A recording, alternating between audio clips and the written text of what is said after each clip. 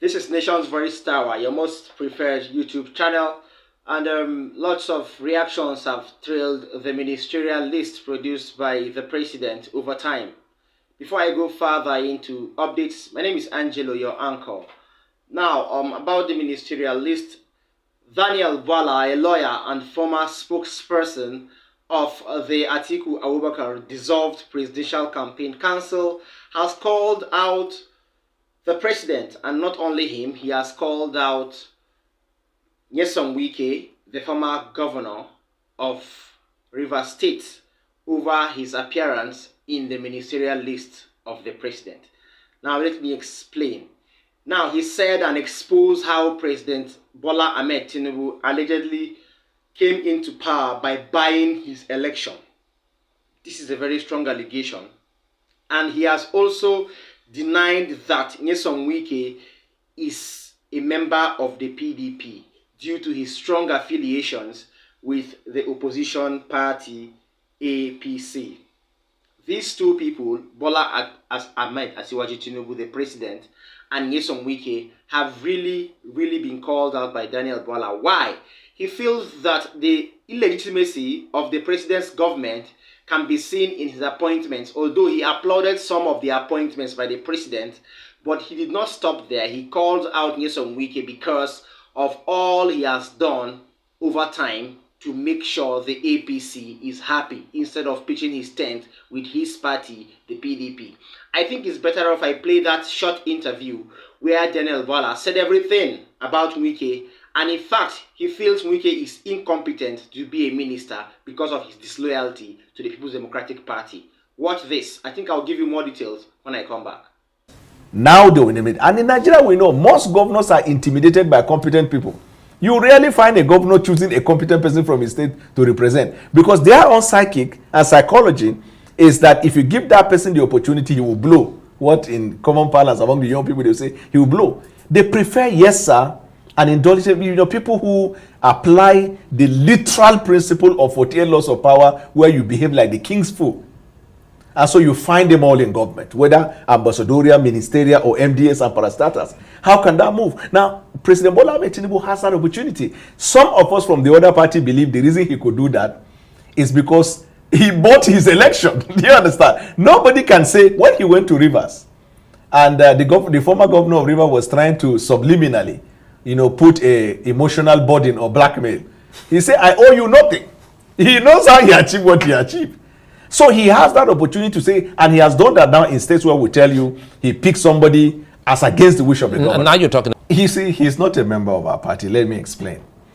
Either he is doing his youth service in the villa, he is on sabbatical in the villa, or that he has decided to be an instrument of the governing party against our party. Because as soon as it was announced, you see the video everywhere in the platform. In fact, in your program this morning, it was played where he vowed he will never be in APC because APC is synonymous to cancer. And then on another occasion, he said for the minister will go, I'm not interested. But he's not alone. There was a governor who said he was going to school. He was not going to be a minister. And then this morning, interestingly, some of your uncles that were analyzing, they said anybody who is nominated as a minister must have gone to SSS to defend your CV and answer questions. So that means you were conscious. It's not like your name just pop out, who wants to be a millionaire. You work towards it. You lobby it. To me, that is not, if we can pick states, because I have lived long enough in APC for 7-8 years, you can pick a state. I will give you an idea of people who should have been ministers. But they are not made. The good part, and I must praise President Tinibu for that, is, you remember when European Union said this election was rigged? They said it was mad with bad. They said only 31% of the result in IREF was mathematically correct. And they dish out a lot of things of their findings. You remember some people came out from the governing party and criticized them. The reason they did is because in the report of European Union, there were 2 people that European Union classified as merchants of fake news. Now, some people thought Tinibu is not smart. They thought Tinibu also is saying bullshit with the European Union. No, we don't use the BS. That's what I'm saying. Yes, I agree. We'll take that back. I withdraw that. So, but do you know what Tinibu did? He did not appoint these individuals whose name featured in the report as merchant of fake news. In other words, the president is listening to some extent. To be fair to him, yes, since he took office, there are one or two things he has done that suggest he listens. Like, for example, the ill thought and ill timed 8,000 to be given. He saw the outcry of the people he withdraw. Buhari wasn't doing that in his time, because people around him will come and tell you that these are enemies of your government. So all right, it's now obvious. Now, without much ado, I think it's not really feasible to say we are going to wait if Nyesom Wike will pick the appointment or not. Because before you become minister, I think there is a process that says you have to go to the DSS to defend your CV and your track record and so on. That means everybody who was on that list consciously made moves to be on that list. We've seen different governors that were asked to nominate from their state and they nominated themselves, but were not brought into that list. So Nyesom Wike being there means he lobbied for it and he wanted to be in that list. So we can officially say that Nyesom Wike is no more a member of the PDP because of his affiliations with the APC. Whether we are trying to run a unilateral government or not, Nyesom Wike has crossed the line and should face the music accordingly, just as his fellow partisans, Uche Secondus and Ayochia Ayu, did same. So I think he should be suspended first of all and then later expelled from the PDP because this is not worthy of a partisan. Now, secondly, on the issue of the sit-at-home order that has been perpetrated by the indigenous people of Biafra, IPOB, Senator Abaribe has cried out over the release of Nnamdi Kanu, the leader of the IPOB, and he has also given reasons for his plea. He reiterated that Nnamdi Kanu's stand on the sit-at-home order remains that there is no and there will never be a sit-at-home because this is his wish for the Southeasterners.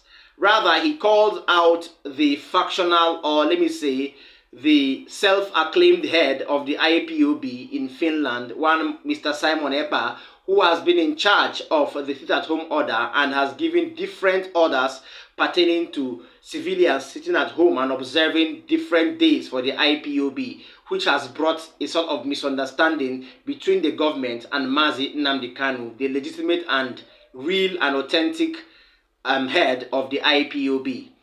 I would let you listen to Senator Abaribe when he rose the motion in the House. He bitterly spoke with anger and he spoke of how Nnamdi Kanu was not in any way linked to the sit-at-home order and hereby asked for his quick release by the federal government. Watch this. In DSS, called a meeting of all the leaders of the Southeast and said, this is what Nnamdi Kanu says, that he is not part of this. Yet, every Monday, what happens is this.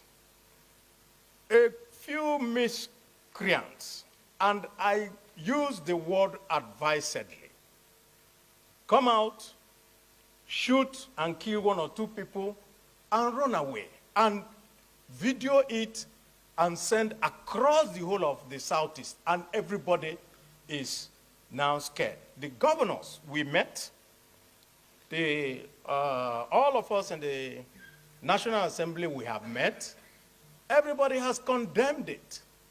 I need the Senate to know that there is no one in the Southeast except the criminals who support this sit-at-home.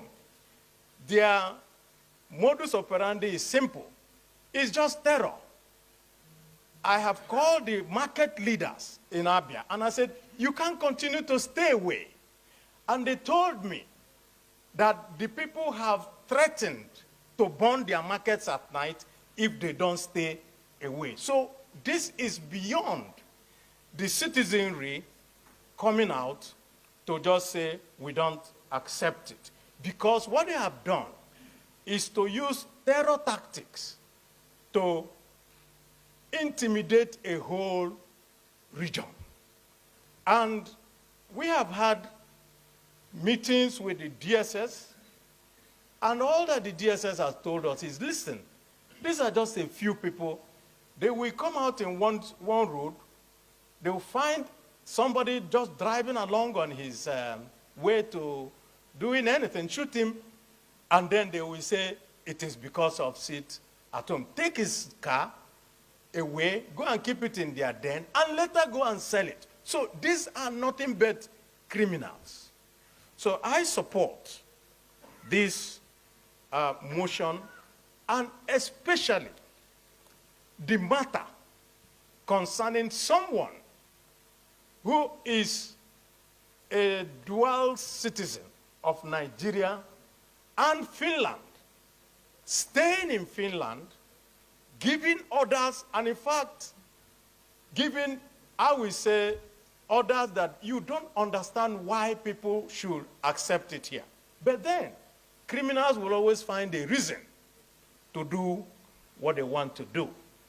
All said and done, I feel that things are becoming easier now. Yes, in no time, I know that things will be fine in the southeast, because everything that has been pointing at destruction and catastrophe, especially the sit-at-home order and the wanton killings and kidnaps, have gradually been coming to an end. This morning, news reaching our table said that Simon Ekpa has been asked by Nnamdi Kanu through a written note to please stop giving audacious and veracious orders to people in order to sit at home, because these are not words from him. That is that. But I will urge our viewers, both old and new, like our videos, share them, watch till the end, and don't forget to also drop a comment for us in the comment section. If you are just joining us as a new subscriber, please subscribe. If you have been joining us to watch these updates as part of our lovely subscribers, do well to tap the notification bell so that anytime we drop new videos, you will be among the first with first-hand information to watch. Finally, I will talk about the subsidy a bit. The Independent Petroleum Marketers Association of Nigeria, IPMAN, the northern category, have urged the federal government to please quickly pay their outstanding debt of 9 months that amounts to over 250 billion naira. This debt is being seen as one that can go a long way to help the IPMAN to achieve all their objectives, especially in running costs and in going forth to achieve the issues that have been bothering the issue of removal of subsidy over time. These people have cried out because these amounts of money have been outrageous and cannot and don't seem to be accounted for. Watch the president of the IPMAN Northern Chapter while he made that press conference, visible and very clear to Nigeria. Independent Petroleum Marketers Association of Nigeria, IPMAN, is urging the federal government to pay their outstanding bridge and transportation for 9 months, which amounts to over 250 billion naira. The chairman of the northern region of the association, Mr. Musa Yahya, made this disclosure to Channels Television in Kano. Mr. Yahya says that their members can no longer bear the burden. According to them, delay in the payment of the outstanding bridge and transportation may lead to fuel scarcity across the northern states. Kano, Kaduna, Sileja, Mina, Jos, Meduguri, Gombe, and Yola Depot. Just to review our activities based on this issue that we are in the regulated era.